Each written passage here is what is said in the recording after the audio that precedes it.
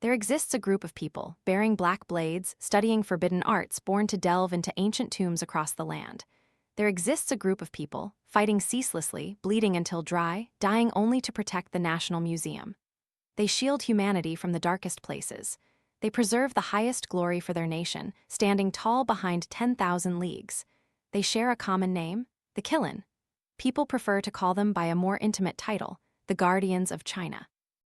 In the Republican era, they unearthed countless bizarre ancient tombs, among which two stories became the most famous. First, the tomb of the bloodthirsty corpse maiden. One year, a foreign missionary, Smith, was building a road in Tianjin when he accidentally unearthed a crimson coffin. A passing master, Master Li, shouted, "Dig 3 more feet and someone will surely die." Smith, annoyed, asked, "What if we dig 4 more feet?" Master Li merely shook his head coldly. "Forget it." Indeed, beneath 3 more feet of earth, a smaller, crimson coffin, emanating a strong, malevolent aura, was revealed. The most terrifying thing was that from then on, a laborer went missing every day, and the small red coffin constantly seeped fresh blood. Smith was finally in a panic, hastily begging the master for help. Master Li gave him 7 iron nails, each half a foot long, and told him to hammer them into the coffins according to the 4 above, 3 below rule, sealing both tightly. That night, scratching sounds, like fingernails scraping, emanated from within the coffins, followed by a long, agonizing shriek that echoed through half of Tianjin. Later, Master Li explained that this was an extremely rare type of coffin known as the heart-linked mother-child coffin. Inside the large coffin was buried an ancient maidservant who, while pregnant, was forced by her mistress to have her belly cut open to remove the fetus. Both mother and child were buried, forever unable to transcend into the afterlife. This was the tragic consequence of power struggles in the inner chambers. Days later, the maidservant's corpse transformed into a jiangshi, luring the laborers, draining their life essence to nourish the malevolent fetus in the small coffin. If the demonic embryo were to be born, it would likely bring great disaster upon humanity. Master Li opened the coffin. Inside the large coffin was indeed a jade-skinned beauty with lifelike features, and in the small coffin, a fetus covered in black fur. Both were 1,000-year-old uncorrupted corpses, with blood-red nails and cold white fangs, terrifying beyond measure. It was only thanks to the tightly sealed iron nails that they couldn't wreak any more havoc. The missionary wanted to repay him with money, but Master Li simply shook his head, pointing to a jade bracelet on the corpse maiden's wrist. "I'll accept this pair of white jade dragon phoenix lotus bracelets." Second, the killer tomb of Lotus Village. In Lotus Village, the villagers loved eating pickled vegetables, so every household had a pickle jar outside their door. One rainy day, Master Li, passed by. The moment he smelled the pickles, his expression changed. He asked the villagers, "Have you been urinating frequently, having infrequent bowel movements, or even severe constipation recently?" The villagers were startled, thinking they had met an immortal, and truthfully recounted their symptoms. Not only that, but many couples in the village also suddenly found their bellies swelling. Master Li angrily shouted, "Immediately smash all the pickle jars. Move the entire village to the other side of the river and you might live." With that, he opened a pickle jar, only to see luminous blue centipedes, 100 legs long, crawling out of the pickled vegetables, horrifying beyond belief. For the families with swollen bellies, Master Li's arrival was too late. All that remained of their households were hollowed-out skins filled with centipede eggs like fish roe. Master Li sighed, first leading the villagers across the river to safety, then, alone, carrying his blade into the dense rain, walked straight into the nest. Later, the villagers learned that Lotus Village was originally a rare centipede tomb, burying a court Taoist priest who sought immortality, along with countless highly venomous centipedes bred in alchemy furnaces. If Master Li had arrived a day later, all the villagers would likely have been killed with eggs laid inside them, turning them into living corpses. When the rain stopped, Master Li also departed, taking with him only a clay bowl from the Taoist priest's coffin. The villagers were puzzled. "You traveled so far just for a dirty bowl that even a dog would turn its nose at?" Master Li replied, "This is no ordinary bowl. It is a lost imperial artifact, the Azure Bloom Autumn Mallow Bowl." Both strange incidents were real. That master was named Master Jiang, a member of the mysterious organization known as the Qilin. No one knew whether the Qilin belonged to the state or the people. Each member of the organization kept their past a secret. Regardless of how many terrifying, unbelievable things they had experienced together, one thing was certain: every Qilin member was a master among 10,000. In times of peace, the Qilin were nation-guarding deities. They used their profound wisdom and peerless methods to help excavate ancient tombs, recover national treasures, and suppress strange phenomena. In times of chaos, the Qilin revealed their fangs and claws.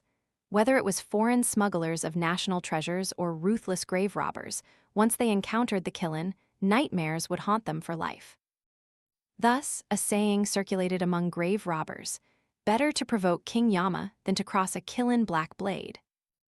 You ask how I know? Because I was once a member of the Qilin and had the honor of becoming Master Jiang Donghu's first disciple, protecting national treasures with him for nearly half my life. My name is Li Jinglam. At the age of 20, I was admitted to the Yenqing Institute of Historical Research. At that time, the institute's archaeology department was just beginning to recover, and we were to be the successor generation. The first year, we studied archaeological excavation. The second year, live fire shooting. The third year, bravery training. Bravery training, as it was called, involved blindfolding us with black cloth, transporting us by truck to a desolate, uninhabited place, and then throwing us one by one into an ancient tomb for drills. Each student was only given a knife, a flashlight, and a pistol with just 6 bullets. Initially, no one took it seriously, until we witnessed a friend, who had been laughing and talking with us just yesterday, suddenly scream in agony and be dragged away by a tentacle-like arm. That's when we understood this was no mere exercise.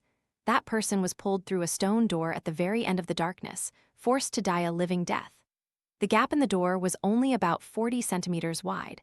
It was truly unimaginable what horror could crush bones and pull an entire person inside. I dared not even think what kind of monstrous creature from hell was thrashing with countless tentacles behind that stone door. We were just rookie students. Why were we being trained with death? In the faint, flickering light of my flashlight, I only saw smeared blood on the glaring red stone door. Some shrieked in terror, pulling out their guns and firing wildly everywhere. Others just fled. Only I tried to think, what era was this tomb from? What kind of tomb-guarding beast were these tentacles? Where was its weakness? Would the things in my hand be useful? The tomb's vaulted ceiling was carved and gilded, surely a Jin dynasty mausoleum. These tentacles resembled the thousand-hand Rakshasa, described in Jin dynasty folk texts.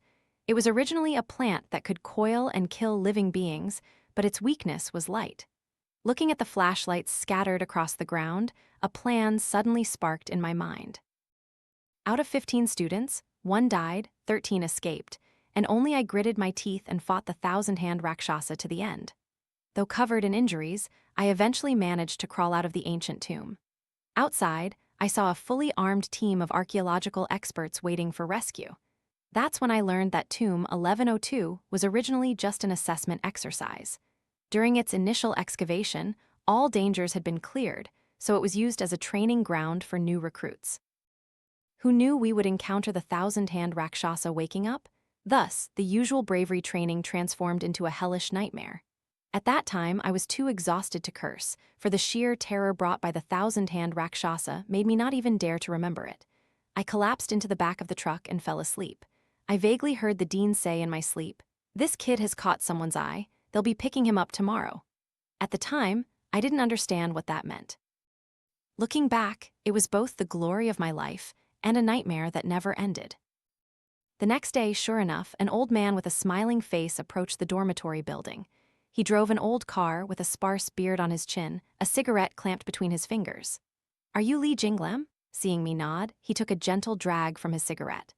"I hear you're the only one who survived from Tomb 1102. You have 2 paths to choose from.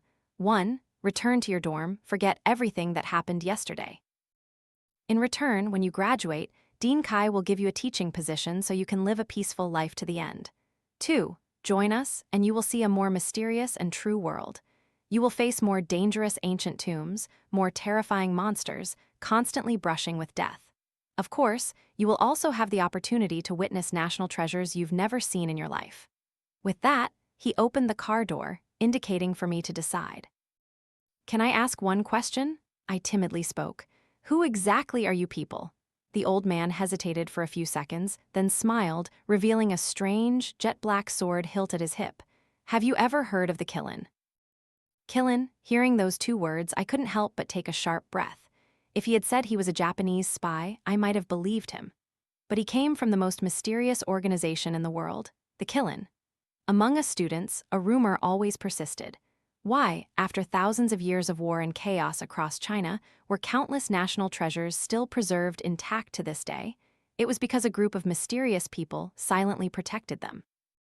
These mysterious individuals, any one of whom, if placed outside society, would be a master roaming the land.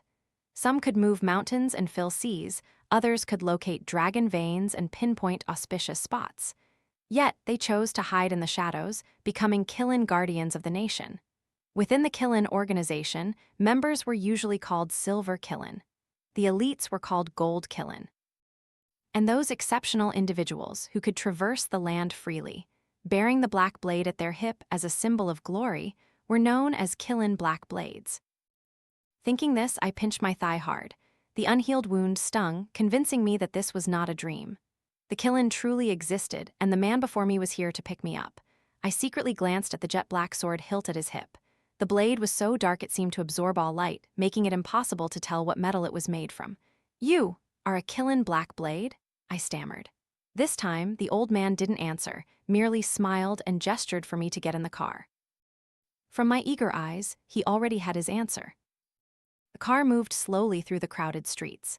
He pressed a button, and the window blinds on both sides automatically lowered. Clearly, he didn't want me to know the road we were taking or our destination. I was used to this. Archaeology students had to strictly adhere to secrecy requirements when participating in tomb excavations, let alone joining a mysterious organization that had never revealed itself. But why did they choose me? Unable to figure it out, I simply closed my eyes to rest. He seemed to be a jovial type, telling me to just call him Master Jiang. Years ago, when he was new to the job, he trembled even more than I did. Holding a dagger, his hands shook so much he didn't dare stab a corpse, making many people laugh. After seeing a lot of blood, he was no longer afraid of it. Master Jiang always kept a smile at the corner of his lips as he told stories. "It's impressive that you could defeat the 1,000-hand Rakshasa in Tomb 1102 all by yourself." But deep down, I still felt that the reason for joining the Qilin was certainly not that simple. Under my persistent questioning, Master Jiang finally revealed that the Qilin only had 108 members in total, and new recruits were only selected under special circumstances. I was about to ask what those circumstances were when Master Jiang suddenly slammed on the brakes. He was silent for a long time, then lit a cigarette, his voice dropping. "Half a year ago, my disciple died. It was due to my carelessness. I underestimated the level of that tomb. As a result, it was torn apart by the golden-maned beast hidden within. Even now, I can't forget its last look before death. That look blamed me for watching it die without saving it, for regretting joining the Qilin. The Qilin will forever only have 108 members, so you will take its place. From now on, you are my disciple." Thick smoke obscured Master Jiang's face. His expression then was truly beyond words. After that, we said nothing more. The car drove for a day and a night. I slept soundly until Master Jiang roused me awake. Stepping out of the car, dazzling sunlight hit my eyes. Before me stood a 4-story, pitch-black building. The building had no signs or names, silently standing in the wilderness like a solitary gravestone. Filled with curiosity, I followed Master Jiang inside. Beyond the black building's door was a long corridor, with guards in long black robes standing fiercely at both ends. It wasn't until I stepped fully inside that I gasped in astonishment. Who could have imagined such an ordinary-looking building could be renovated to this extent? Not only did it have electric elevators, but also an automatic underground garage. My ears were filled with the incessant beeping of telegraph machines. Master Jiang introduced. "The first floor is the intelligence room, the ears of the Qilin. Whenever an ancient tomb appears domestically, information is immediately sent here. Intelligence officers quickly calculate the level of danger, classifying it as A, B, C, or D to determine the rank of the Qilin member responsible.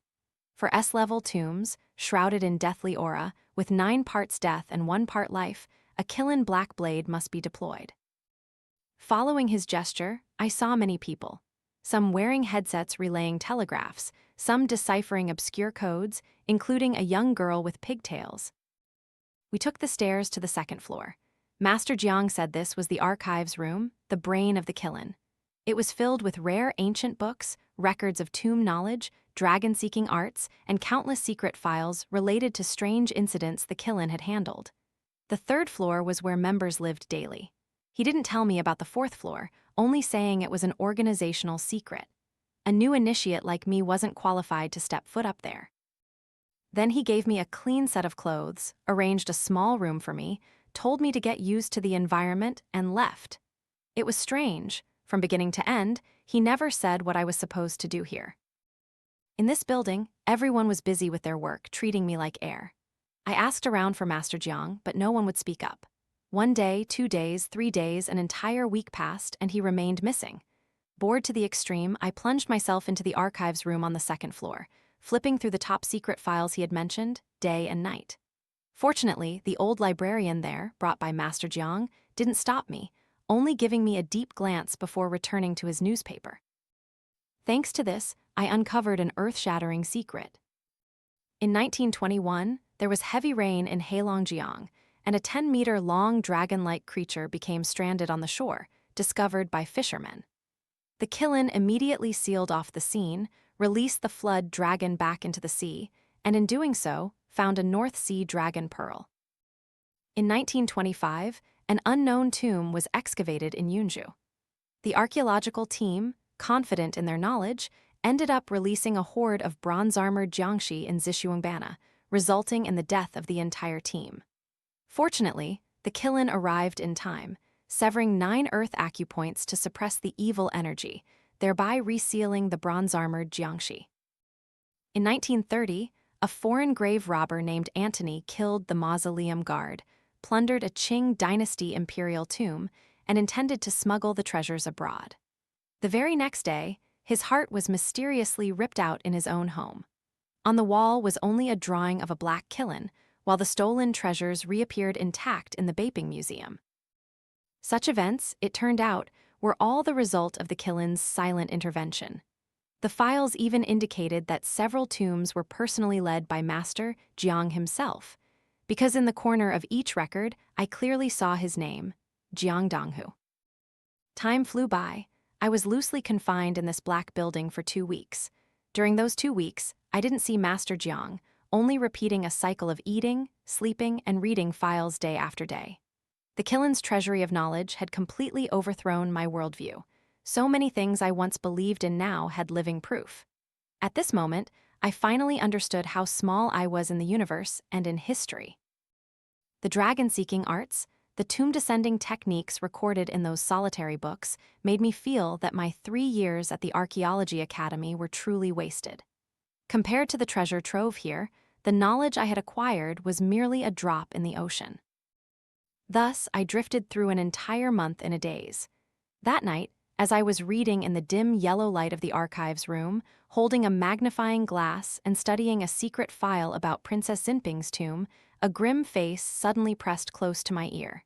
"Who gave you permission to look at these?" It was Master Jiang.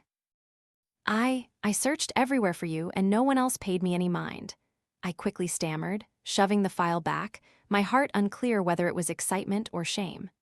Master Jiang didn't pursue it, only told me to pack a few clothes and follow him to a place.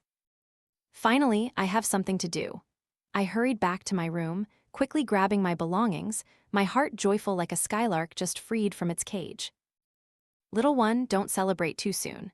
Master Jiang squinted, scrutinizing me, then pulled a crumpled piece of paper from his pocket and opened it before me.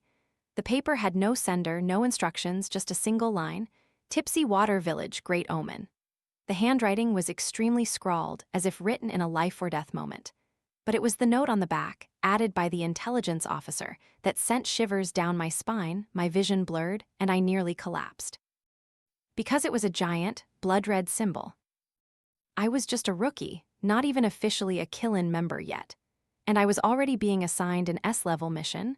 I had risked my life to defeat 1,000-hand Rakshasa, and that was only a C-level threat.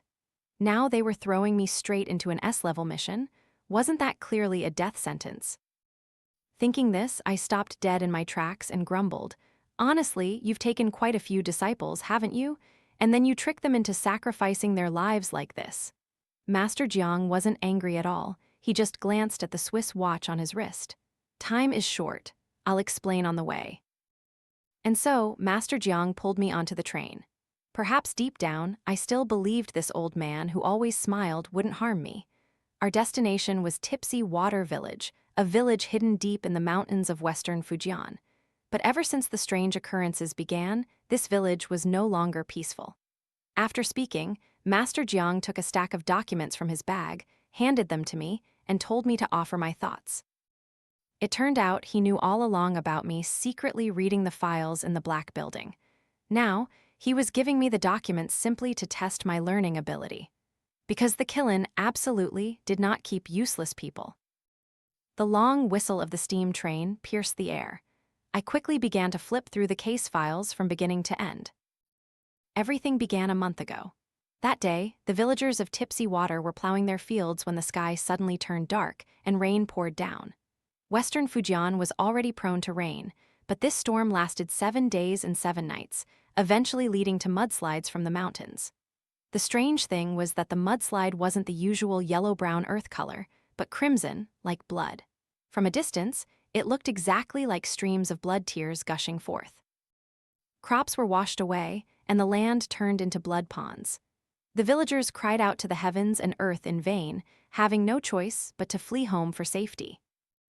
Before they could hide properly, a dazzling bolt of lightning ripped across the rain-filled sky, exploding a large rock on the mountain. Immediately after, from within the bloody torrent, a dark, rectangular object tumbled down. A few brave villagers, clutching their hoes, approached to investigate, only to realize with shock that it was a pitch-black coffin. The terrified villagers cried out that it was a bad omen. But the coffin, like Pandora's box, held a strange allure that made everyone want to open it. Finally, after a nod from the old village chief, they worked together to pry open the coffin lid. What no one expected was that there was no corpse inside, only heavy bronze coins and a few jewels and ornaments. Tipsy Water Village was known for its poverty, living on meager meals year-round. Some families didn't eat a single piece of meat all year. So the villagers decided to risk selling the bronze coins and jewelry. Through the antique dealers, they learned that the coins were called Kaiyuan Tongbao, and just one string of them could buy 10 silver coins. The village chief believed the heavy rain was a rain of grace, and the coffin a gift from heaven. Out of pity for the impoverished Tipsy Water Village, prosperity had been bestowed upon them. So, despite the bloody mud continuing to flow, the villagers not only didn't flee, but even dragged out chairs to wait by the bank, hoping for more coffins to drift down. Sure enough, less than 2 days later, another coffin appeared. This time, in addition to bronze coins, it also contained gold ingots. Then came the third coffin that was all the Qilin's spies had been able to discover. But no one knew exactly what was in the third coffin, only that ever since its appearance, Tipsy Water Village had lost contact with the outside world. The antique dealers, seeing their business suddenly interrupted, eagerly ventured into the mountains to investigate. To their horror, they witnessed a chilling scene. All 50-plus households in the village had vanished. There was absolutely no way they could have secretly moved away, for in many houses, the stove fires were still warm, private money was still locked in cupboards, and clothes were still drying in the yard. Everyone, along with the pigs, chickens, and ducks all, had disappeared without a trace. The antique dealers, familiar with many taboos, immediately guessed that a great disaster must have struck. They dared not linger, quickly riding their horses down the mountain. Who knew that when they reached the forest they would encounter a raving madman? His mouth was drooling, his eyes glazed over. On closer inspection, it was Kong Ergu, the son of the Tipsy Water Village chief. You traded Kaiyuan Tongbao with them? The antique dealers hastily questioned him. What exactly happened in Tipsy Water Village? Where are all the others? But Kong Ergu was completely insane, only occasionally shrieking. Ghosts, white-faced ghosts, they're coming for me. The incident soon spread. The Qilin's spies confirmed that near Tipsy Water Village lay a rare ominous tomb, capable of destroying an entire village in an instant, clearly not something easy to deal with. Thus, an urgent report was sent up. Seeing me furrow my brow in thought, Master Jiang asked, "Any clues?" I gently shook my head. There are too few clues in this file. In archaeology, the most important things are looking, listening, asking, and feeling. I can't see the mountain's dragon veins, nor do I have photos of the coffin. I don't even know what that white-faced ghost looks like. How can I analyze it? It was all because the spy was scared witless and didn't even dare to get close to the village. However, when I caught a glimpse of disappointment in Master Jiang's eyes, a surge of unwilling spirit rose within me, and I loudly added, "Though I can't give you a definitive answer, I can try to guess a little." The coffin contained Kaiyuan Tongbao, which indicates the tomb is at least from the Tang dynasty. And during the Tang dynasty, Western Fujian was a desolate, remote region. I surmised the tomb owner might have been an exiled high official. At that time, a torrential rain must have flooded the ancient tomb, and lightning struck, cracking it open, cleverly breaking the seal inside and causing the bloody water to gush forth. According to records in the 1A Nanjing, blood tombs and blood corpses are very skilled at bewitching humanity. They nourish vital blood but cannot destroy flesh and blood bodies. Therefore, I suspect the tomb developed sentience. The first two coffins were just bait, intentionally released to exploit the villagers' greed. The third coffin, that's the truly terrifying one. It's likely the white-faced ghost Kong Ergusa. I paused for a moment, then continued. However, I truly don't know what that white-faced ghost is. I've almost torn apart all the books in the archives room. If there had been a similar case, I would surely recognize it. I even think that even the Qilin doesn't fully understand what it is, because only the unknown is truly terrifying. That's why they upgraded this seemingly simple disappearance to an S-level case, sparing no effort to send Master Jiang, a Qilin Black Blade, here. A round of applause broke out. It was Master Jiang. He told me he had almost underestimated me. I was even smarter than he had predicted. When it comes to tombs, exceptional skill is, of course, extremely important, but sometimes what can save your life is wisdom. However, you guessed one thing wrong. This time, the higher-ups didn't just send me alone. There's another Qilin Black Blade who will meet us in Tipsy Water Village. So don't be too afraid of death, just follow us along the way and do whatever we do, Master Jiang said with a strange smile. The corner of my mouth immediately twitched. Two Qilin Black Blades appearing together, this situation seemed far more serious than I had imagined. The train stopped at Ninghua County. The first thing Master Jiang did after getting off the train was go to the market and buy a small, ominous-looking tabby cat with golden striped fur. I asked him what he bought it for. He only said it was for self-defense, but it was best not to use it. With that, he tossed the cat into my arms. Tipsy Water Village was still more than 10 kilometers away. We intended to rent a horse carriage, but as soon as the cart drivers, who were previously scrambling for customers, heard Tipsy Water, they all fell silent, their faces showing clear fear. My wife is about to give birth. I have to go home. My wife is also about to give birth. The cart drivers immediately urged their horses to turn back. Master Jiang grabbed one of them, his hand imbued with internal energy, making the man squeal. "You all share one wife, do you? You can't even lie properly." Finally, the cart driver reluctantly confessed, "Brother, it's not that we won't drive you, but there are ghosts there." In the past few days, many groups of outsiders have come to the county, all specifically asking for that place. Two of my colleagues went there and vanished without a trace. Then, among our drivers, our most experienced second uncle couldn't resist the high price and risked a trip. Guess what happened? Last night, in the middle of the night, his old horse pulled the empty carriage back by itself, but inside the carriage were 7 or 8 bloody severed arms. That mountain, it eats people. "What makes you say the mountain eats people?" Master Jiang asked. "If the mountain doesn't eat people, why would it vomit out so many arms? I advise you not to mess with bad luck." No matter how we asked, he wouldn't say another word, consumed by fear. Master Jiang and I exchanged glances, our expressions changing. We finally decided to pay double the fare and drive the carriage ourselves to Tipsy Water Village. Along the way, Master Jiang asked me what I deduced from the cart driver's words. I thought for a moment and said, "News of the ancient tomb in Tipsy Water Village has probably leaked. It can no longer be hidden." Those groups of outsiders must be grave robbers, but it seems we are still in time. They must have suffered heavy losses. Master Jiang nodded in satisfaction. We drove for several hours. Before us appeared two majestic mountains. The two mountains were like two Buddha's hands cradling Tipsy Water Village in between. Buddha's hands clutching Qi. This was originally an excellent feng shui configuration. In ancient times it would have surely produced top scholars. But now the mountains were still there, the village was still there, but the aura had completely changed. From halfway down the mountain, the trees were still lush green. But from halfway up the mountain, 80 to 90% of the vegetation had withered, as if some monster on the peak had sucked all the nutrients from them. Dense fog covered the two peaks. Although it had just rained, the air still carried a faint, fishy smell of blood. The land of prosperity had now become a land to nurture corpses.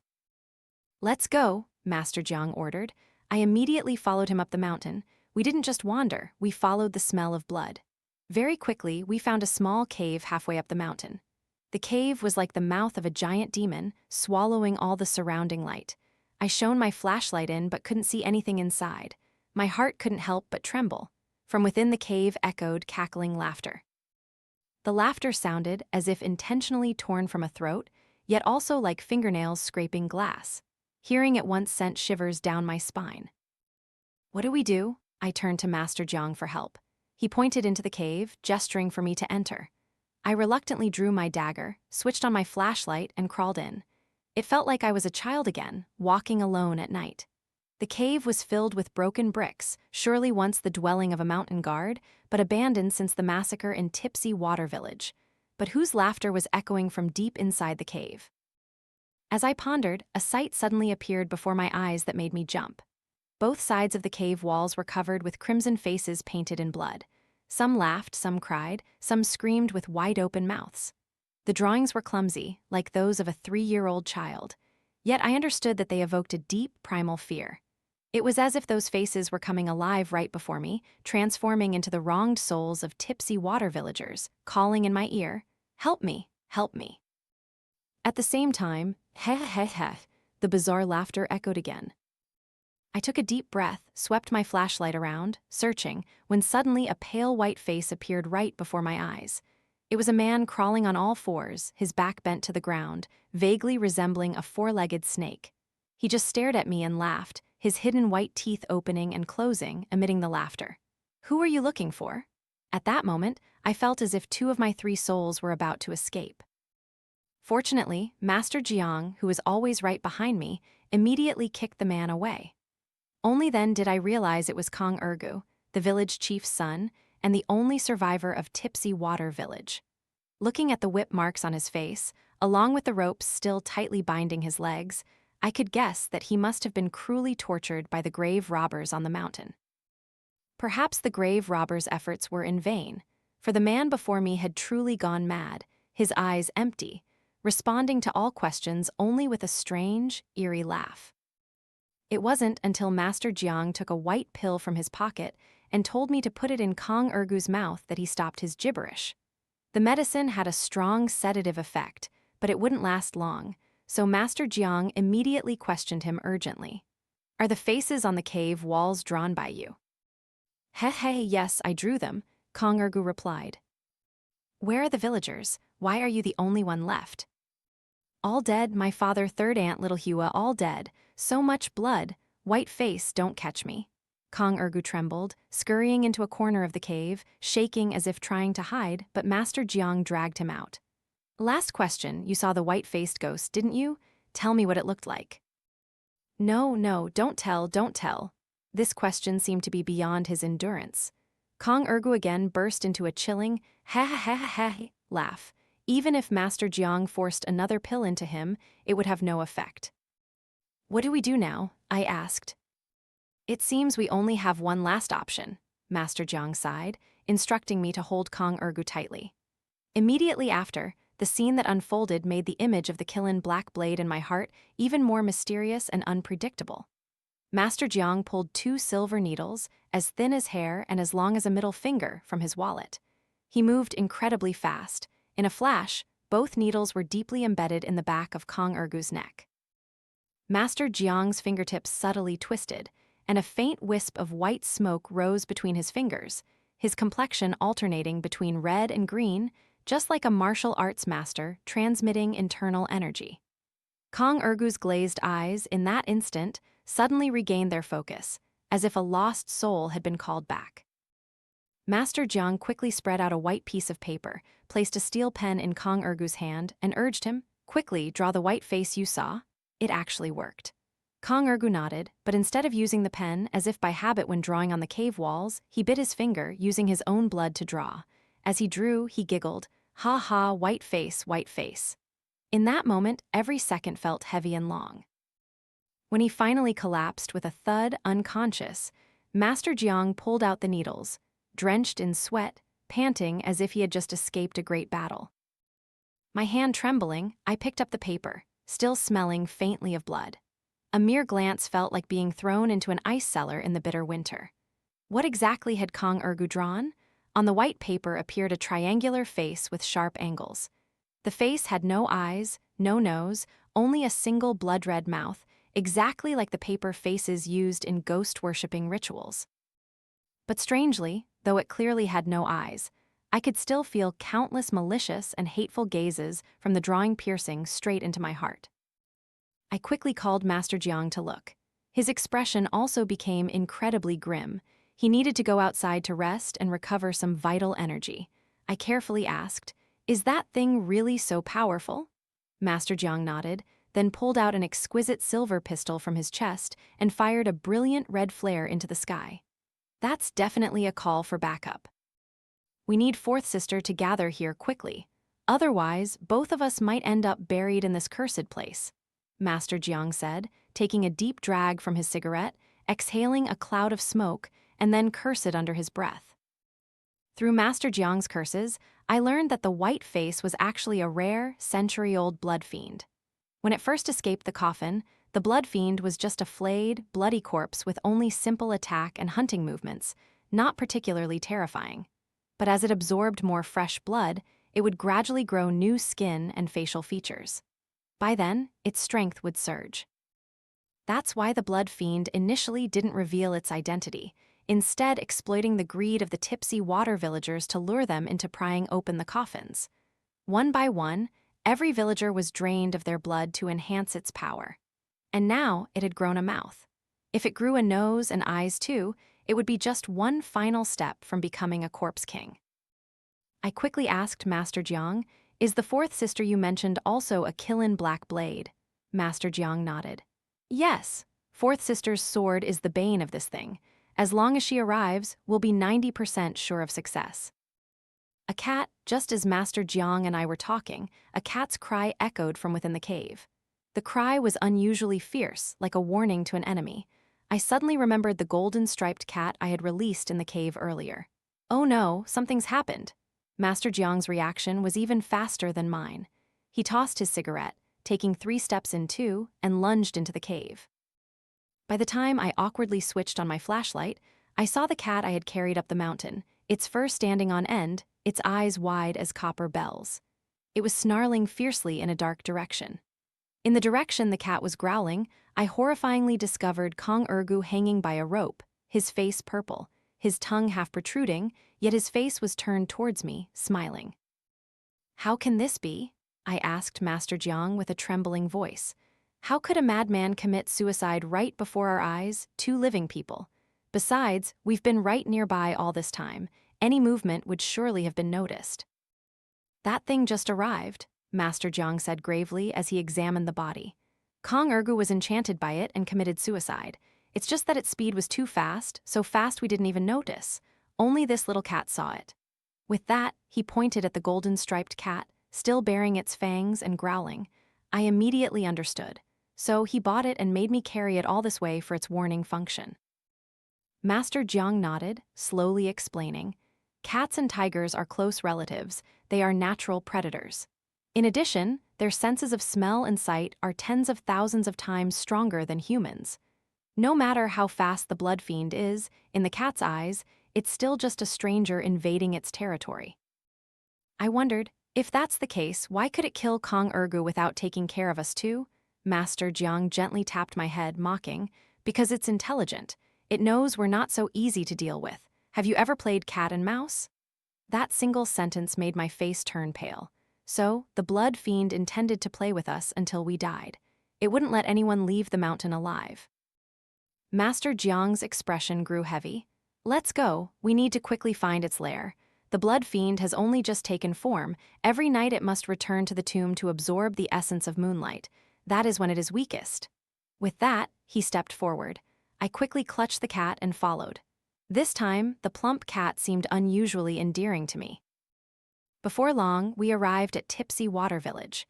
The village was nestled between the Yin gathering land formation of the two mountains. The scenery was originally elegant, with white walls and black tiles, but now it was just as the news reported a dead village. Master Jiang and I rushed into each house, kicking open wooden doors, but indeed, there wasn't a soul to be found. No corpses, not even animals. The entire village seemed to have been erased from the map by an invisible hand. Silent to the point where not even a bird's chirp could be heard. Walking to the end of the village, we discovered the river of blood formed by the mudslides. The river was thick red, bottomless, and its pungent, fishy smell assaulted our noses. So, the smell of blood from the foot of the mountain originated here. The entire river snaked down from the mountain peak, like a giant red silk ribbon draped across heaven and earth. I took out a glass bottle, intending to collect some water to study what the red substance truly was. Although I studied archaeology, I considered myself to have some scientific knowledge. But before I could do anything, Master Jiang quietly shouted, "Don't touch it." I froze, one foot still suspended in the air. Beneath my foot on the muddy ground were a series of strange shoe prints. Each print had a crescent moon curve, like the villagers' cloth slippers. Master Jiang bent down for a quick look, then said in a low voice, "See these scuff marks? These are mountaineering boots, the kind with resilient soles that grave robbers use. When we go up the mountain, remember to stay silent. They are definitely still around the ancient tomb." What about the river water? And the missing villagers? Should we just ignore them and go straight to the tomb? Didn't you say, know yourself, know your enemy, and you'll win 100 battles? I hesitated. Master Jiang scoffed. You've only been my disciple for a day, and you're already questioning your master. Everything will be clear once we reach the top of the mountain. Carrying my doubts, I followed him, clinging to the muddy banks of the Red Blood River as we slowly climbed. A section of the cliff was terrifyingly steep. I had to use a grappling hook and climbing rope from my backpack. For an archaeologist like me, this was basic skill. But as I prepared to throw the rope to Master Jiang, he moved as effortlessly as if walking on flat ground. In just a few breaths, he was far ahead of me. Such agility, like something out of a martial arts novel truly, the legend of the Qilin Black Blade was well-deserved. By the time I, drenched in sweat, managed to crawl up, Master Jiang was leisurely lighting a cigarette at the summit. Before I could praise him, he pointed, signaling me to look down. Following his direction, my eyes nearly popped out. From high above, thanks to the penetrating sunlight, I could see the bottom of the blood river filled with corpses. Dozens of bodies contorted in bizarre positions. Some had their necks twisted 180 degrees, others had their legs splayed into an inverted V. Most horrifying was that all of them had their mouths agape, their pale hands raised as if begging for help, like a collection of bloody puppets in a grotesque artist's horror show. If Master Jiang hadn't stopped me in time, I would have surely tumbled down. The sight was too horrifying. Unexpectedly, the entire Tipsy Water Village had vanished to the bottom of this river of blood. The river that once brought them wealth had ultimately become their mass grave. "You'll get used to it after seeing enough," Master Jiang said indifferently. "Only then, when you face things again, will you no longer be afraid." I needed almost half an hour to regain my composure before following him deeper into the mountains. According to the documents, the storm and lightning had cracked open the tomb entrance. Indeed, the broken rocks around here still bore clear burn marks. This meant we were close. The closer we got, the more cautious we became. I even covered the cat's mouth, afraid a single meow would reveal our position. Just as the military texts say, horses unbell, men hold tablets to avoid detection. As predicted, after barely 100 meters, a colossal, blood-red cave appeared before us. The cave mouth, red as blood, gaped open, surrounded by shattered rocks. Even more terrifying was that fresh blood continuously gushed from within the cave, dripping into a steady stream. The stream was only about 2 fingers thick, but this was the source of the river of blood. At this moment, more than a dozen figures were gathered by the cave entrance. They all carried curved blades or flintlock rifles on their backs, their upper bodies bare, revealing solid, bronze-colored skin. Loud shouts erupted. They seemed to be in a fierce argument. Looking at the traces around them, they must have been here for 2 days, as 2 green military tents were pitched nearby. Master Jiang and I hid behind a pile of rocks, vaguely seeing several injured individuals lying in the tents. Their faces were pale, occasionally letting out soft groans. The strange thing was that all their injuries were identical. Either their left arm, or both, had been severed halfway. A chilling memory flashed in my mind, the story the old cart driver had told us when we arrived. Last night, a horse carriage returned filled with bloody, severed arms. Boss Zhang, this tomb is truly a man-eating demon. Our brothers have risked their lives for 2 days and 2 nights. The dead are dead, and those who survived are all crippled. If you force us down again, it's simply too immoral. A burly man angrily shouted. That's right, if you want to go down, go yourself. I still need this arm to hug my wife when I get home. Another person chimed in. Impudent, the leader, wrapped in a white turban, his face grim, roared, "Return empty-handed, and how am I to explain it to the families of our dead brothers? Anyone who dares to desert will be shot on the spot." With that, he slammed his revolver onto the ground. A fierce diagonal scar on his face immediately silenced the group of bandits. But very soon after, a commotion broke out again. A new recruit who had just been sent down into the tomb was being pulled up by the 2 guards holding a safety rope. But by now, he was a bloody mess, thrashing on the ground and screaming pitifully. I strained my eyes to look at his wounds, involuntarily taking a cold breath. Just like those in the tents, both his arms were gone. The scene before me made my heart pound as if it wanted to burst out of my chest. I tremblingly asked Master Jiang, "Is this tomb haunted? Why does anyone who enters lose their arms?" Master Jiang merely smiled, saying, "This must be a narrow and long tomb passage, with natural basalt rock on all 4 sides. The grave robbers have no way to widen it, so they can only send 1 person down at a time." I thought to myself, what does that have to do with losing arms? He told me not to rush. According to his deductions, at the end of the tomb passage was a door, fitted with a locking mechanism called the mother-child yin-yang hammer. Each time one wanted to open it, they had to insert their hand into a hidden hole in the door. If they guessed wrong, they would surely suffer the pain of having their hand chopped off. It was a masterpiece by a master craftsman from the 5 dynasties and 10 kingdoms period. Therefore, the tomb was likely a mausoleum from the later Tang dynasty. He also reminded me to review the Tang dynasty mechanisms in my mind when I had free time. I couldn't help but secretly admire his keen eye. Without even entering the tomb, he could deduce 8 or 9 parts of it from just 1 clue. Wait, what did he mean by that last sentence? These grave robbers around us kill without batting an eye. How are we supposed to get in? Master Jiang seemed to read the doubt in my eyes and simply said, "Of course, we'll go in directly." With that, he calmly stepped out of our hiding spot. "Who's there?" The grave robbers were extremely vigilant. As soon as they saw a figure, they shuddered, and several curved blades were immediately pressed against Master Jiang's neck. "You kid behind him, come out now." The leader, Zhang Yilong, glared and pulled out his gun, pointing it in my direction. I reluctantly raised my hands and stumbled out, cursing silently. Master Jiang, you've got me killed this time." Immediately after, they tightly bound both of us and began to interrogate us. "Which way did you come from? Why did you come to Tipsy Water Village? How did you find this place?" Master Jiang didn't bother to answer, instead asking Zhang Yilong, "What time is it now?" He pulled out a pocket watch. 6 o'clock in the evening. Master Jiang nodded. "Then you only have 2 hours left to live. While there's still time, take a good look at the last sunset of your lives." "What did you say?" This arrogant tone made even me want to curse, let alone Zhang Yilong. He immediately clicked the gun, pressing the barrel against my forehead. "Explain yourself clearly, old man, or I'll shoot your son first." At this moment, I wanted to cry but had no tears. "Old man, you provoke him, he kills you, right? Why point the gun at me? I'm not your son." Master Jiang remained unperturbed. "Another hour, and it will be dark." By then, the Blood Fiend will return to its lair to absorb the essence of the moon. With your meager skills, do you think you can resist it? Blood Fiend, Zhang Yilong gulped. Don't try to scare me. Blood flowing like a river, not a single chicken or dog left. You've seen this yourself. Are you even worthy of being the great leader Zhang Yilong in the grave-robbing world? You know my name. Zhang Yilong's expression changed. I even know who chopped off your right thumb. There are no treasures in this tomb, only a blood fiend about to take full form. Hurry and get your men out of here while there's still time.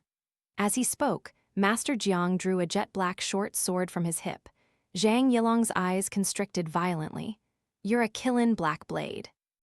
Yes, if she's delayed any longer, I'm afraid she'll be angry, Master Jiang said, tilting his chin backward. At that moment, I and the grave robbers finally noticed that, from when a woman in black stood majestically at the mouth of the cave behind them.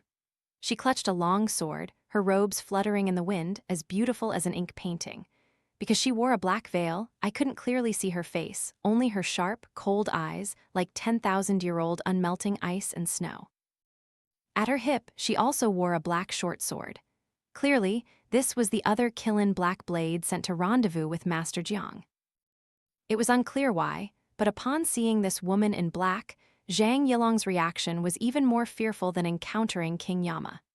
He hastily cut our ropes, then clasped his hands in salute, and led his dozen-plus grave robbers, carrying the wounded, stealthily down the mountain, not daring to utter a single word from beginning to end. Fourth sister, you've arrived, Master Jiang quickly flattered, trying to ingratiate himself with the woman in black. With you here, I'm at ease. HMPH, to our surprise, the woman in black only gave a cold snort, then turned to me. Is this the new disciple you've taken? Yes, that's right. Master Jiang's face was beaming, full of flattery. He's even less reliable than you, fourth sister. The woman in black gave Master Jiang a reproachful glance. You're not young anymore, yet you still act like you did when you were young with no sense of propriety. Through their conversation, I learned that this woman in black was the fourth-ranked among the Qilin black blades, named Xia Langsu. The sword in her hand was called Karmic Flames, the bane of all Jiangxi. It was she who had cut off Zhang Yilong's thumb. Xia Langsu was actually only a few years younger than Master Jiang, but at first glance, she looked very well preserved, with fair skin and exquisite features, not at all like someone who had entered middle age. Moreover, she exuded a cold, clear aura, like her name, the icy white snow on the peak of Mount Helen. For some reason, no matter what she said, even if it was scolding, Master Jiang would only scratch his head awkwardly, like a mouse encountering a cat. When Xia Langsu went to examine the blood cave, I secretly nudged Master Jiang and whispered, "Do you like her?" As a result, Master Jiang immediately clamped his hand over my mouth, nearly suffocating me. "You rotten kid, do you want to die?" Master Jiang said in a panic. Once, a Qilin member blurted out that fourth sister was his type, and she stabbed him with a sword, sending him to the hospital. I quickly shut my mouth, but deep down, I was still sure Master Jiang had feelings for Xia Langsu. When you like someone, your eyes are completely different. Waiting for Xia Langsu to urge us forward, Master Jiang and I turned on our flashlights and followed closely behind. The three of us stepped onto the thick layer of blood, entering the blood cave. In the pitch-black blood cave, strange gusts of wind blew through, making me shiver uncontrollably. By the faint light of the flashlight, I saw countless ferocious dwarf figures carved into the tomb passage walls, eyes wide, fangs bared, incredibly terrifying, unlike any ancient tomb I had ever seen. Normally, tomb passages were built according to the belief of treating death like life, passing on blessings to descendants. The tomb passage should be straight so the tomb owner's soul could easily ascend to heaven. However, this tomb passage was winding and twisting, with inauspicious carvings everywhere, clearly used for sacrificial rites or to suppress something. Indeed, just as Master Jiang had predicted, at the end of the tomb passage was a bronze door, on which was carved a tomb-guarding beast I had never seen before, green-faced, sharp-fanged, indescribably ferocious. From inside came the clatter of mechanisms. Outside were two holes, perfectly sized for someone to insert their hands to unlock it. Both holes were smeared with blood, and below them lay a row of severed arms that hadn't been removed yet. As I was at a loss for how to open the door, Xia Langsu moved aside, and Master Jiang, smiling, inserted his hands. "Master Jiang," I anxiously shouted, but he just calmly turned his head. "Don't worry, there's no lock in this world I can't open. Trust me, it's just a matter of banging around." Strangely, when his hands went in, the mechanism's blades didn't descend. Instead, with Master Jiang's movements, the clatter of the internal mechanism grew more intense. Suddenly, asterisk clang, a sound exactly like a blade chopping down. "Pull your hands out quickly." I yelled in alarm, but Master Jiang didn't move. When the blade was only a few centimeters from his arm, it unexpectedly stopped. Immediately after, the tomb door slowly opened, revealing a sliver of light. Inside, a row of palace maidens holding eternal lamps stood tall, the light emanating from those unextinguished lamps. Master Jiang dusted off his sleeves and gestured for us to enter. I admired him even more. One must understand mechanisms to such a degree to do that. Xia Langsu saw the astonishment in my eyes and said, "You'll learn his skills someday." I nodded, then immediately widened my eyes and pointed forward. What is this?" Before us was the main burial chamber. All four sides were covered with vibrant murals painted with cinnabar, malachite, and azurite, depicting the life of a general who fought on battlefields, whose great deeds guarded the nation, until he died of illness and was laid to rest, a truly magnificent sight. However, right in the center of the main hall, a bottomless pit had been dug, and in the pit was a bubbling pool of blood, as if being heated. Around the blood pit, 3 stone sacrificial altars stood, but the 3 coffins for the buried attendants that originally rested on them had disappeared.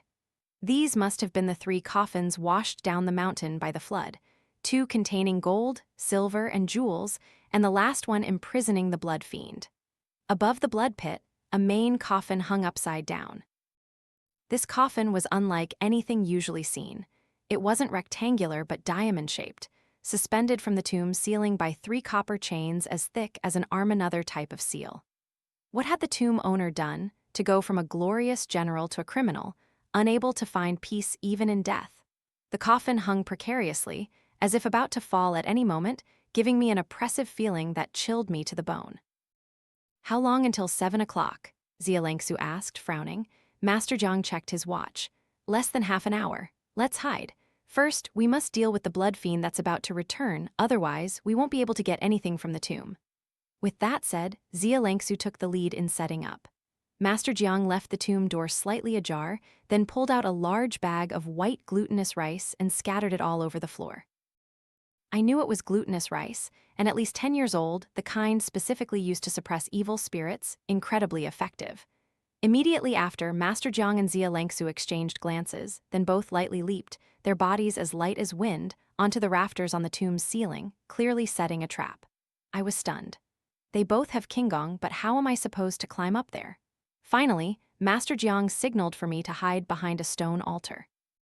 Before leaving, he carefully instructed me, "Remember, no matter what you see or hear later, do not make a sound. This is a battle you cannot participate in." I quickly nodded, shrinking into the darkness, my eyes fixed on the tomb entrance. My heart pounded like a drum, the tension dried my throat, yet a strange feeling arose, half fear, half anticipation. Minutes and seconds ticked by, the clock's hand nearing 7 o'clock. Honestly, I was so tense I was like a bird startled by an arrow. Even the sound of dripping water in the cave made me think the Blood Fiend was about to rush in. Suddenly, I saw Master Jiang on the rafters draw out half of his black blade, and Xia Langsu, who had been resting with her eyes closed until now, suddenly opened hers. I knew it was here. That demon was here. Sure enough, a spine-chilling laugh echoed from the tomb entrance, sometimes near, sometimes far, a deep and eerie sound that made my scalp tingle. I couldn't resist peeking out half my head, just wanting to see what the legendary Blood Fiend looked like if it resembled Kong Ergu's drawing. And then, through the crack between the 2 tomb doors, a pointed, paper-white face emerged. The face was smooth, completely without eyes, yet I could feel it staring intently at me. And I, too, stared back with wide eyes. After a few seconds of this standoff, I finally let out a piercing scream. Master Jiang on the rafters immediately yelled a warning. "It saw you. Run, run inside." At that moment, I didn't think much, immediately scrambling to my feet and fleeing headlong. But after only a few steps, I realized my mistake. The grand tomb was sealed tight with only one exit. Where else could I run? I glanced back to see the Blood Fiend had fully entered, its feet sizzling as they stepped on the glutinous rice as if being burned. In that instant, I understood everything. Master Jiang had kept me here to use me as bait, to use the breath of a living person to lure the demon into the trap. At that moment, I hated him so much I wanted to unleash all the vulgar curses I had accumulated over 20 years. But before I could, I heard Master Jiang shout, "Lie down." His words were slow, but the action unfolded incredibly fast. Master Jiang and Xia Langsu simultaneously drew their blades. Two figures sliced diagonally across the Blood Fiend's back. In that moment, the wind seemed to stop, the light seemed to stop, even time seemed to stop, leaving only the gleaming blades drawing a cross shape, like lightning bolts tearing through the darkness, carving open the Blood Fiend's back. Seeing this scene, only one line of poetry echoed in my mind. Dual blades cut through snow-white flowers, soldiers' strikes shatter the ink-pine river. The Blood Fiend let out a tragic howl. From the wound on its back oozed a dark red, foul-smelling fluid that turned my stomach. But this seemingly fatal blow did not kill it. Instead, it caused its malevolent aura to explode. To avoid the glutinous rice on the ground, it suddenly leaped onto the tomb's ceiling, its blood-red claws elongating and digging into the stone. Its head grotesquely twisted 180 degrees, locking onto me. It looked exactly like a pale, four-legged lizard. I understood why it kept chasing me. No matter which way I ran, it leaped after me. Its claws, curved like sharp hooks, even gouged 5 deep grooves into the stone altar. "What do we do now?" I yelled in panic. Master Jiang and Xia Langsu were a long distance from me, and their speed couldn't match the Blood Fiend's, so I couldn't rely on them for the moment. "Release the cat," Master Jiang shouted. I suddenly remembered my cat and quickly tore off the cloth binding its mouth. How strange! The golden-striped calico cat showed no fear of the Blood Fiend. Its fur stood on end, snarling ferociously like a tiger descending the mountain. Seizing this opportunity, I jumped up, intending to run towards Master Jiang. "Run along the path sprinkled with rice? Don't look back," Master Jiang yelled, but the warning came too late. My head was face to face with the Blood Fiend. In a daze, I felt my body becoming lighter and lighter, as if my soul was about to be dragged from my body. Its face clearly had no eyes, yet I saw boundless demonic power hidden within it, pulling me into another world. My eyes glazed over, my limbs could no longer move. Just as I thought I would become its prey, a crisp shout echoed in the burial chamber, along with the asterisk swish of a sword being drawn. A heavy sword, without hesitation, plunged through the Blood Fiend's heart. It was Xia Langsu. She remained in a kneeling posture, one hand holding the sword, her face cold, imbued with heroic spirit. The wound where the Blood Fiend was stabbed immediately erupted into clusters of pitch-black flames. The more it struggled, the fiercer the fire burned, until its corpse was incinerated, turning to dust. It was no exaggeration when Master Jiang said Xia Langsu's sword was the bane of the Blood Fiend. This was the meaning of the sword's name. Karmic flames, the fires of hell that could purify souls in Buddhist scriptures. With the Blood Fiend dealt with, we finally dared to breathe a sigh of relief and proceeded to open the main coffin. Although the coffin was suspended in midair, it posed no challenge to the three of us. I measured the distance, used ropes as pulleys, and soon lowered it. On the surface of the diamond-shaped coffin was carved a line of ancient characters, "Tomb of the rebellious official Wen Tao." I gasped in astonished realization. So it's Wen Tao. Who would have thought that in this remote, obscure Tipsy Water Village in western Fujian, the tomb of a historically renowned king of grave robbers would be found? Legend has it that Wen Tao was a ghost general during the 5 Dynasties and 10 Kingdoms period. People called him a ghost general because, whether in battle or in his conduct, he exuded a ghostly aura. On one occasion, he led an army of tomb diggers, the tomb-digging army, who, in a single day and night, advanced into Luoyang, saving the emperor at the time, and was thus granted the title of eccentric king. Furthermore, his army never received military pay or provisions from the imperial court. They only marched at night. Sometimes, people on the road would see the army carrying coffins, scattering paper money, and dancing forward, just like shadowy soldiers suppressing the battle, striking fear into the enemy before a single blow was struck. The truth was, Wen Tao was originally a grave robber, and his subordinates were all vagrants. Therefore, whenever the tomb-digging army arrived somewhere, they would excavate all the large and small tombs in the area, taking all the treasures to share among themselves. But the emperors all turned a blind eye, looking the other way. After all, who wouldn't like a general who didn't need a salary? Sadly, one day Wen Tao suddenly fell ill and died. The emperor personally organized a grand funeral for him, and official history only recorded up to this point. But what exactly was Wen Tao's illness? After his death, where did the tomb-digging army disappear to? All remained mysteries. After I finished recounting, Master Jiang said nothing. The tomb before us was full of contradictions. A great general, crowned king, was not buried in the eastern capital of Luoyang after his death, but instead taken to this desolate region. The tombstone was even carved with the words, "rebellious official," and the coffin was sealed.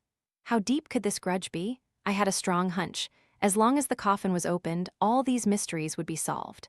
I glanced at Master Jiang. Master Jiang remained silent for a while, then said, "Open it." So Master Jiang and I took chisels and other tools, carefully prying open the coffin lid little by little along the crack. Who knew it would take only a dozen minutes to kill a blood fiend, but nearly an hour to pry open this coffin? The coffin had been nailed shut with 28 iron spikes. By the time we pulled them all out, we were dripping with sweat. "Fourth sister, beware. These are 28 star-binding soul nails," Master Jiang exclaimed. The designer of this tomb wanted to turn the deceased into a blood fiend, forever unable to transcend into the afterlife. It's just that the flood in Tipsy Water messed everything up, leading to the person turning into a blood fiend being his buried wife. "Another seal?" I asked. "So, is it safe inside the coffin now?" "No major problems, but it's safer with fourth sister on guard." Master Jiang signaled me to help push the coffin lid, while Xia Langsu stood by with her sword, eyes gleaming with murderous intent. But when we opened the coffin, none of the unexpected events we anticipated occurred. Inside was only a desiccated skeleton, its face grim, its mouth agape, as if it had endured horrifying despair and torture at the moment of death. On the inner surface of the coffin lid were rows of blood-red characters, like curses of death echoing from 1,000 years ago. Seeing claw marks interspersed among the blood characters, I immediately understood. This skeleton was Wen Tao. He hadn't died of a normal illness, but had been nailed alive into the coffin until he suffocated to death. I gently ran my hand over the blood characters. A long-sealed secret slowly began to unravel. It turned out that late in his life, Wen Tao accidentally found an ancient book detailing an earth-shattering tomb. For a grave robber like him, this was the greatest challenge of his life. But when he set out with 10,000 of his tomb-digging army, he also met the greatest failure of his life. The blood characters didn't explicitly state what happened, only that they had encountered a curse from the underworld, causing thousands of the tomb-digging army to die, and Wen Tao himself fell ill. But the more this happened, the more the tomb held a deadly fascination for him. Therefore, he abandoned his princely title, spending his days at home researching how to break the curse, hoping to descend into the tomb a second time. However, rumors reached the emperor's ears, twisting into Wen Tao plotting rebellion. To avoid suspicion, Wen Tao feigned illness and death, hoping to escape Luoyang. But the emperor knew all of this. The emperor personally presided over the funeral, sealing Wen Tao's coffin tightly and burying him in the wilderness of western Fujian, ensuring this traitor would never find peace in the afterlife. At the end of the blood characters, Wen Tao had cruelly cursed, claiming the later Tang dynasty would perish after only 2 generations. He also mentioned that he had left the nameless ancient book in a bronze box buried with him, which contained detailed grave-robbing experiences, hoping that a destined descendant would come here and fulfill his wish to descend into the Yin Ruins a second time. "What did you just say that tomb was called?" Master Jiang asked in astonishment. "The Yin Ruins," I replied. The strange thing was that none of the other intriguing stories about Wen Tao had piqued Master Jiang's interest in the slightest, but as soon as he heard the words, Yin Ruins, his expression changed, and even Xia Langsu behind him showed a fleeting look of surprise. No matter how I asked, Master Jiang refused to say. He only repeated, "Kid, the reason I don't want to tell you is for your own good." Reluctantly, I turned my attention to the bronze box in the skeleton's hand. The box was square, each side carved with intricate patterns, but the patterns on each face were chaotic, like a Rubik's Cube waiting to be solved. For some reason, those chaotic patterns gave me a very familiar feeling, as if I had seen them somewhere before. "Don't touch it." As I instinctively reached out, Master Jiang shouted, "This is a rare mechanism box. One wrong move will destroy what's inside." As Master Jiang carefully prepared to lift the bronze box, I couldn't help but curse, because with just a slight movement, the chaotic patterns on the box would shift. Indeed, Wen Tao lived up to his reputation as the king of grave robbers. This meant the idea of taking the box back to combine the Qilin's strength to decipher it was gone. It was either open it here or return empty-handed. "It seems there's even a mechanism in this world that I can't open," Master Jiang sighed. Then he turned to Xia Lengsu for help, but she also shook her head. Because there was only one chance, neither of them dared to risk it. At this moment, the familiar feeling in my heart grew stronger and stronger. The bronze box seemed to have waited 1,000 years just for me to open it. "Perhaps. Let me try," I blurted out, not even understanding why myself. Both Master Jiang and Xia Lengsu looked at me with disbelief. In their eyes, I was merely a rookie archaeology student, nothing special. Without waiting for their agreement, I reached out and began. Relying on my intuition and strange sensory ability, I only took 5 minutes to open this seemingly unresolvable box. It turned out that all 6 sides of the bronze box were carved with legendary beasts. One on each side: Hundun, Qianqi, Taodi, Taowu, Wangxiang, Wuzhiki, all famous fierce beasts from the Shan Haijing. They intertwined, forming a circle around a giant, bizarre eye in the very center. The unexpected happened when I matched them correctly. With a click, the box split open.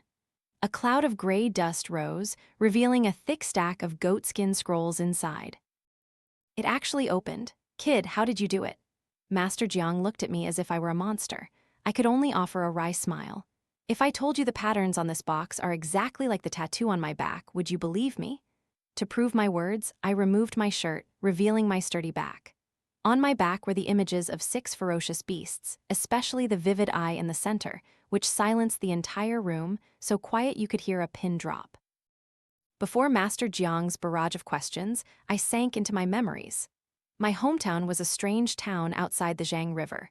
Because it rained year-round, thunder and lightning often killed livestock and trees. People called it Thunderclap Town. Our family was the only one living in the entire town. From generation to generation, no one knew why.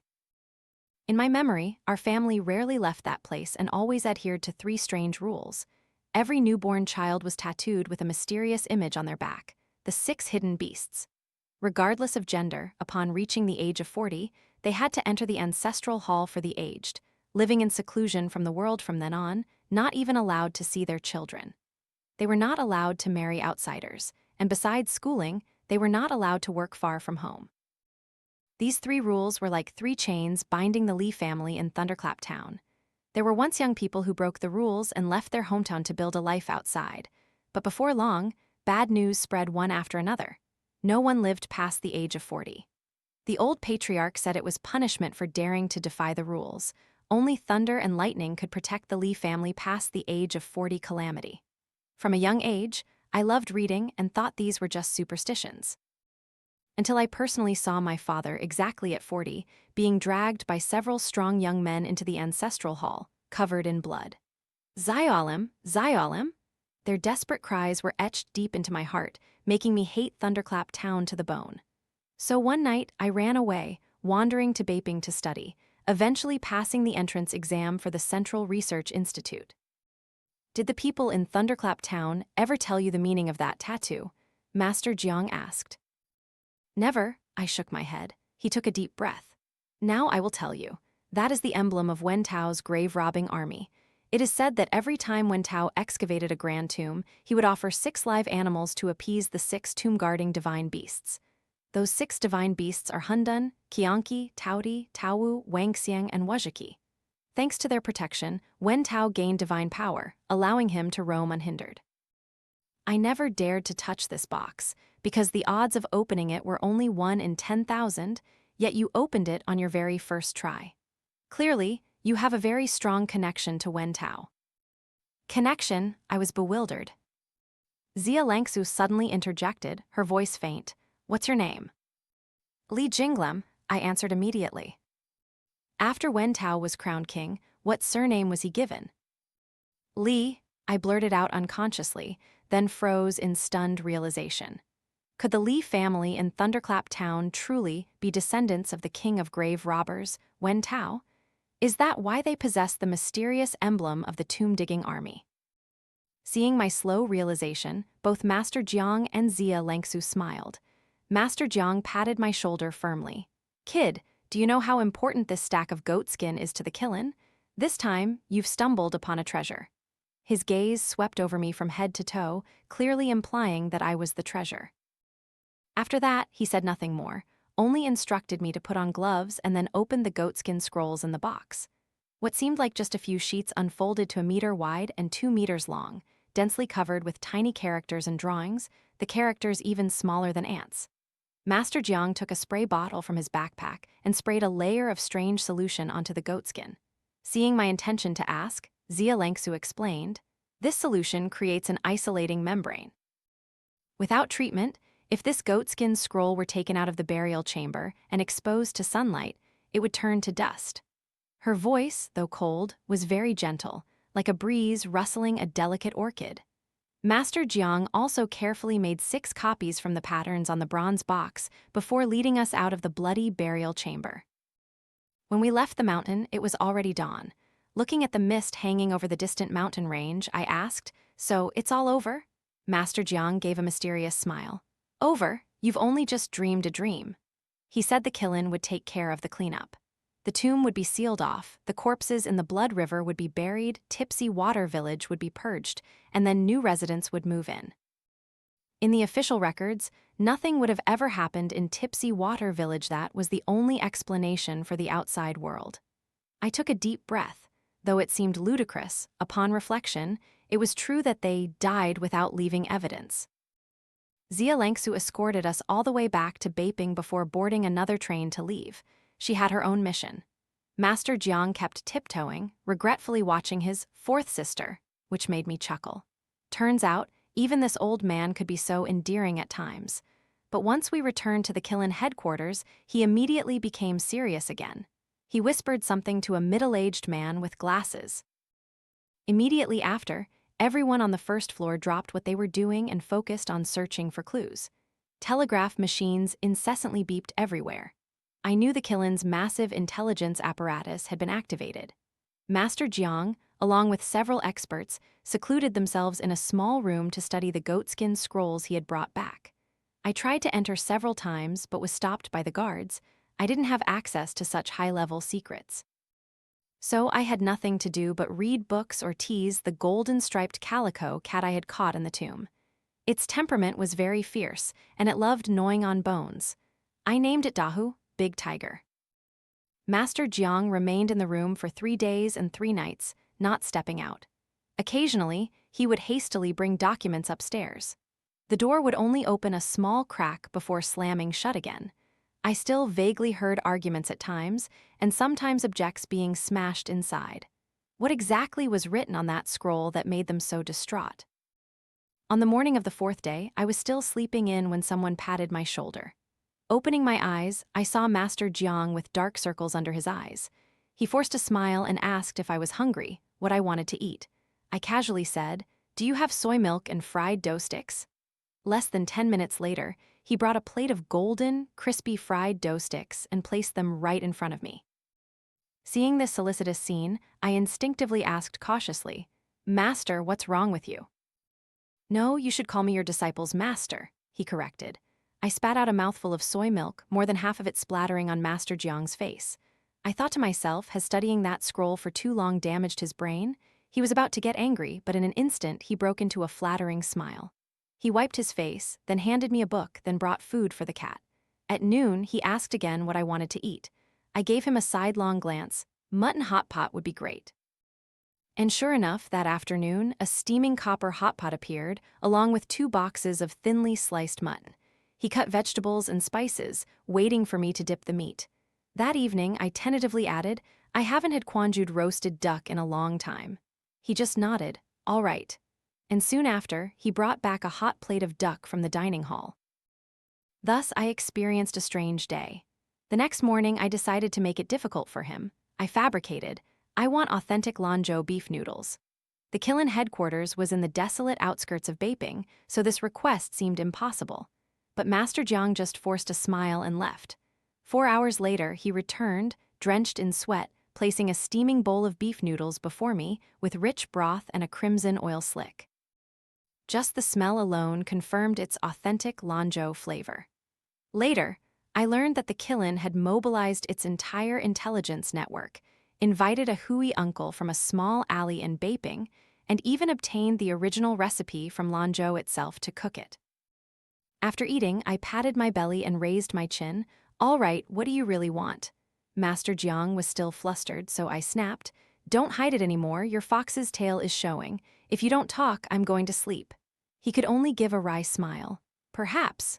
We need someone to guide us on a trip to Thunderclap Town. I'd rather die than go back to that cursed place, I retorted instantly.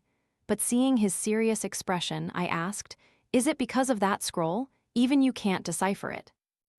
The situation has gone beyond our expectations, he sighed. That scroll isn't goatskin, it's human skin tanned with alum. The most important thing is that Wen Tao recorded his entire experience in the Yin Ruins and an earth-shattering secret. He used a script that has never appeared in this world. For 3 days, the Qilin has searched everywhere but can't find a single dictionary for it. What kind of script? I asked curiously. It's a type of script specifically for communicating with ghosts.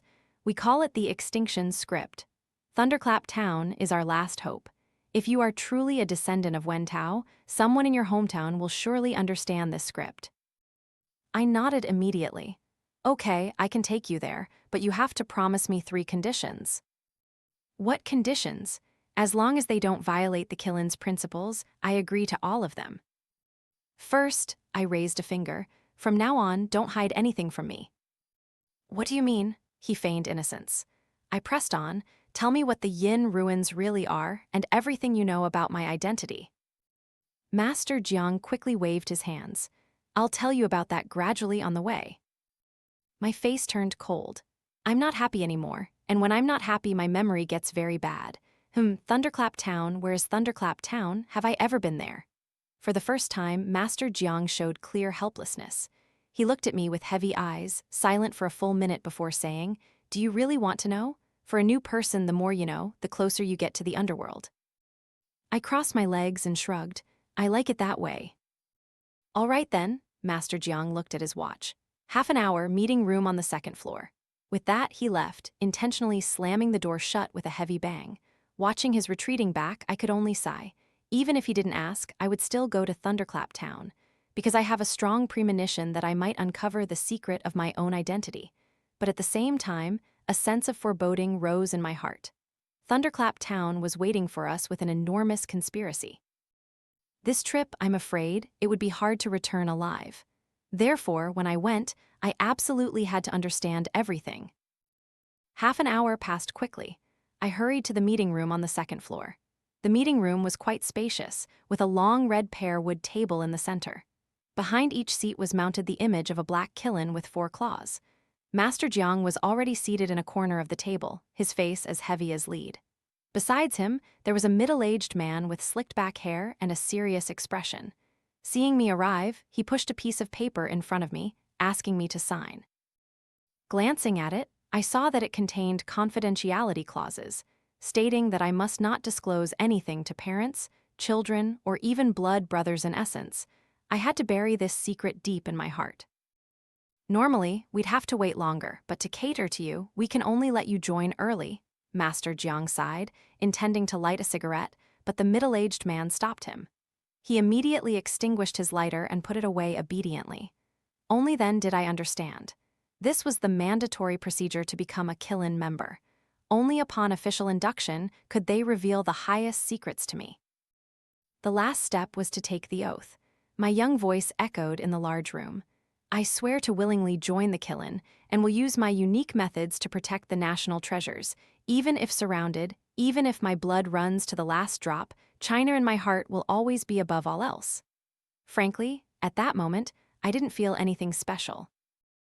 It was only much later, after witnessing too many sacrifices and losses, that I gradually understood the meaning of the two words, Qilin, and whenever I remember it, I cannot help but shed tears. After I finished the oath, the middle-aged man nodded. Master Jiang pulled down a white screen and turned on a projector.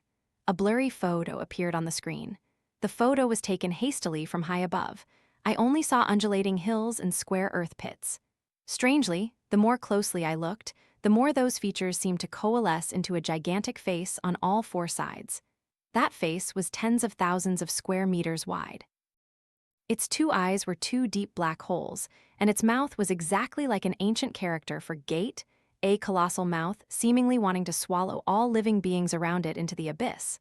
I closed my eyes, even hearing a crunching sound as if bones were being crushed. No, that wasn't a human face. It was a demonic face. A chilling fear crawled up my spine. For some reason, I felt as if that demonic face was talking to me. In a daze, I also saw a group of small, bare-chested people holding strange bronze musical instruments, performing a sacrificial ceremony before the demonic face. Their eyes were grim and cold, and they waved their hands as if calling me. "Come here, this is truly your home." Where is this place?" I asked, trembling. "The Yin Ruins," Master Jiang said coldly, seeing the sweat on my forehead. "What's wrong? Half an hour ago, you were forcing me to tell you, and now you're scared." It turned out that the so-called Yin Ruins wasn't a single ancient tomb, but an entire complex of tombs, even an entire vanished kingdom. The Yin Ruins in Anyang, Henan, was once the capital when the Shang dynasty moved its capital there. The Shang people were warlike and worshipped ghosts and gods. From daily life to conquering the four directions, they could not do without sacrificial ceremonies. Small rituals used livestock, large rituals used living people. There were sacrificial pits where thousands of people had been buried alive, drenched in fresh blood, utterly horrifying. Yet, the Shang dynasty was also the first dynasty in China's history to have a written script, ushering in an era of Bronze Age civilization. It was a pity that when the dynasty fell, the last king left a 10,000-year curse on both his enemies and his own people, causing the capital to forever sink into the earth, becoming the Yin Ruins of today. Master Jiang said this photo was taken by the Qilin at great effort, borrowing a reconnaissance plane flying thousands of meters high in the clouds. Though blurry, the enormous scale of the Yin Ruins could still be seen. That was also why the organization valued it so highly. As the first dynasty, who knew how many priceless bronze treasures and unknown secrets were buried within. "But this is also a dangerous land, a cursed place," Master Jiang sighed, explaining that since ancient times, countless grave robbers had coveted the Yin Ruins, but no one had found the true entrance. Anyone who dared to risk it met a tragic end. There was a legend that during the Qin dynasty, a man named Feng Li led 50 bandits into the Yin Ruins. Before they could even dig anything, they were all bewildered and disoriented by evil forces, eventually starving to death inside. In the late Eastern Han dynasty, Cao Cao also dispatched a team of Captain of the Gold Touchers to scout the Yin Ruins. They dug for 3 days but found no tombs, so they had to return empty-handed. But strangely, even though they carried protective talismans, not a single member of the team survived normally. Some gouged out their own eyes, some tore out their tongues, some went mad and killed their teammates. In the end, all met tragic deaths. This was also the only failure in the history of the Captain of the Gold Touchers. The Yin Ruins was like a man-eating monster. Anyone who entered could only become its sacrificial offering. That's why the folk called it a place even ghosts feared, a place even ghosts dared not approach. For thousands of years, the only person who could return alive from the Yin Ruins was one exception: my ancestor, the notorious grave robber Wen Tao. Although Wen Tao ultimately failed, he found the true entrance to the Yin Ruins, something no one else had ever done. It could be said he was the closest to the secret of the Yin Ruins in thousands of years. If he had had a little more time, perhaps he could have truly opened its door a second time. It's a pity that this great general, who thought only of the Yin Ruins his entire life, was eventually suspected of rebellion. He was nailed into his coffin until he suffocated to death. His entire family was also slaughtered. At this point, Master Jiang offered his conjecture. He believed that with his background as a grave robber, Wen Tao surely had the cunning of a rabbit with 3 burrows, never allowing the emperor to catch all his kin at once. He must have long ago arranged for his descendants to flee with trusted tomb diggers, evading pursuit and hiding everywhere. Finally, they settled in Thunderclap Town. Even after several hundred years, they continued to tattoo their children's backs to remind them that they carried Wen Tao's bloodline. As for Wen Tao himself, along with the human skin scroll filled with secrets, he quietly departed in Tipsy Water Village, waiting for his descendants to find him. To this day, the only thing that records the true path to the Yin Ruins is that human skin scroll. What Wen Tao encountered during his first descent into the Yin Ruins, what he saw, what curses they faced, all of these are crucial information for the Qilin. Facing an S-level grand tomb like this, without intelligence, no matter how many Qilin black blades are sent, they will only be sacrificing their lives. Therefore, you must lead us back to Thunderclap Town so we can understand what that human skin scroll says. Master Jiang pointed directly at me. This is not just my wish, but also the order of the supreme leader of the Qilin. At this moment, I was still stunned. Master Jiang was not in a hurry, only brought his cigarette to his nose and inhaled deeply. Seeing him like that, Mr. Lin, the middle-aged man, shook his head slightly, picked up the file with my signature, and walked away, not forgetting to remind him, "Remember, no smoking in the meeting room." "How dare I? Discipline is discipline." Master Jiang quickly forced a smile. It turned out Mr. Lin was the Qilin's disciplinary officer. No wonder Master Jiang trembled when he saw him. But as soon as Mr. Lin's footsteps faded, Master Jiang lit a cigarette and took 2 puffs, his face showing obvious pleasure, pretending not to see my repeated gestures. Then Mr. Lin returned abruptly. Their eyes met, and Master Jiang's expression immediately looked as if he had been caught red-handed. Caught in the act and still denying it. Mr. Lin shouted, making a note of a minor infraction. Finally, only the chilling photo of the Yin Ruins remained in the meeting room, and Master Jiang was halfway through a cigarette, cursing under his breath. I sat there for a while longer, then said to Master Jiang, "I think the sooner the better. Let's set off tomorrow morning. And I'll be using my second condition. Throughout this trip back to Thunderclap Town, you must follow my plan." My plan was actually very simple. I was Li Jinglem, the kid who ran away from Thunderclap Town years ago, only now I had studied abroad in England.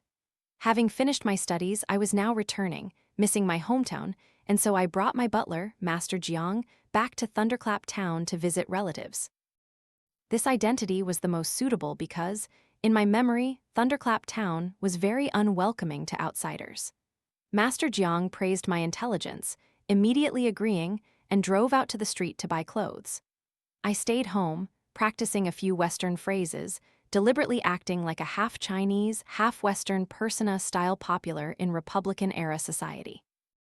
Not long after, Master Jiang returned.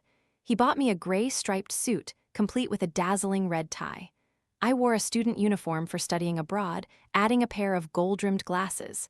As soon as I stepped out of the room, I grandiosely greeted, "Hello, my butler Jiang." Master Jiang was so stunned by my acting that he said he almost didn't recognize me. We booked train tickets to Hubei and set off. Master Jiang even brought a large bag of baking pastries and sweets, saying they were gifts for the folks in Thunderclap Town. I nodded, thinking to myself, so I'm just a small-time actor, but I've brought along a seasoned stage actor. On the train, I only cared about playing with my large golden-striped calico cat, Dahu. Whenever it was coffee break or lunch, I would just snap my fingers and order Master Jiang to buy something. Occasionally, I would interject a few "yes" or "no" phrases. As a result, the train stewardess kept giving me flirtatious glances, seeing me as a rich young master studying abroad, dreaming of a fleeting romance. I also responded with a mix of English and Chinese, and in the end, even managed to trick her into giving me a large bag of sweets. The cat in my arms also got its share, eating and drinking its fill before falling into a deep sleep. After a day and a night, we arrived at a small station on the border between Jingmen and Yicheng. Master Jiang respectfully carried the luggage and invited me off the train. Before leaving, the beautiful stewardess secretly slipped a small piece of paper into my hand, her face flushed. It was clear how charming our trio, one old, one young, and one cat was. Opening the paper, I saw only her name inside, Lin Kithyu.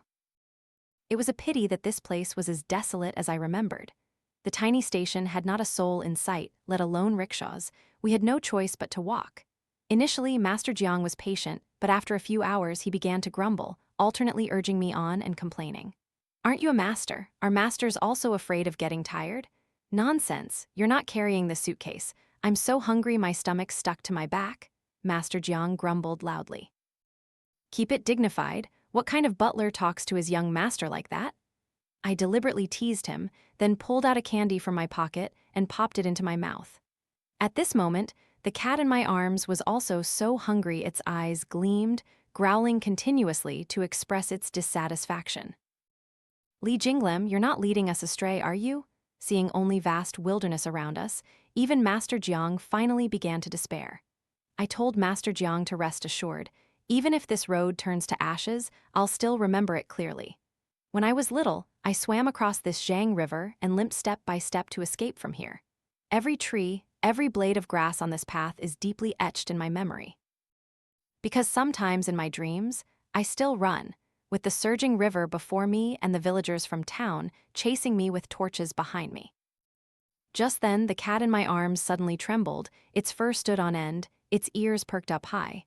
I thought it smelled some danger, but instead, I noticed its nose twitching as if sniffing out a scent. Dahu, what's wrong? I asked. Immediately after, the cat suddenly struggled,